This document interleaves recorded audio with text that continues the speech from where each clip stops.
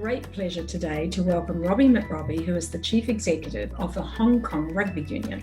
So we're visiting him in Hong Kong today. How are you, Robbie? Hello, Pamela. Lei Ho Ma, as we say in Cantonese here in Hong Kong. So it's a lovely, warm, sunny day here in Hong Kong. Hear about the story because, as you say, it's a massive contributor to your revenue, your major revenue source. And of course, if you don't produce the revenues, your clubs don't get a share of what their take would be from those revenues. So it's a very big knock-on effect, isn't it? Right down into the small community clubs and to the players. So we made a decision to postpone. The Sevens generates 95% of our revenue. So cancellation is obviously catastrophic. So at that point, it was like, okay, we'll postpone. And we'll have it in October last year, 2020. Yeah. We realised though that even with that, it wasn't a certainty, and we were going to have to start looking at the union's finances and our long-term financial sustainability. Mm-hmm. Did you come up with some new ideas about revenue streams for the future to future-proof your business? Yeah, so there were two key things that we did.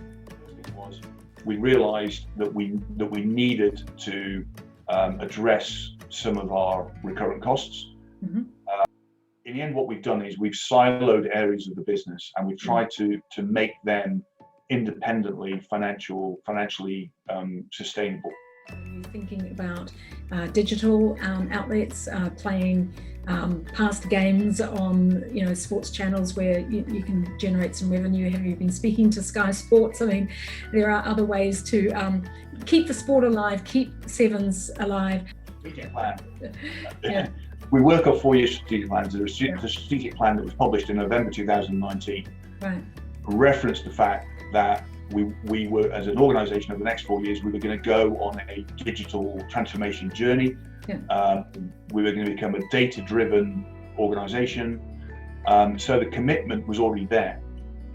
A new player registration, club registration platform out of Australia called Game Day. So that is now at the heart and core of what we do. So all of our 10,000 players, our coaches, our referees, everybody is accessible through that system.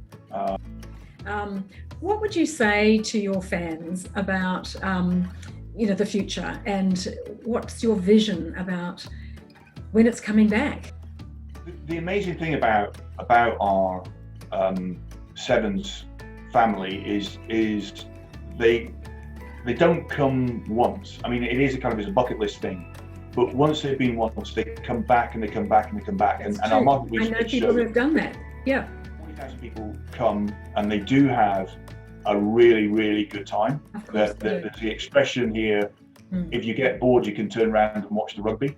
And yet, there isn't trouble. We switch for a minute just to talk about Hong Kong as a nation. And what's some of the differences and changes that you've seen happen over the last 18 months?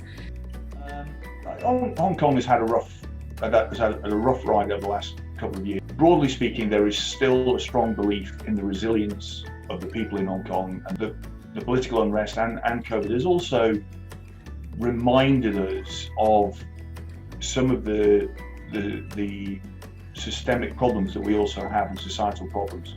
And we also need to build or rebuild social cohesion. Having seen what's happened over the last 30 years, I think it's just another phase, and I think Hong Kong will. It goes back to that point about the resilience. Yes. Ultimately, Hong Kong people are pretty pragmatic.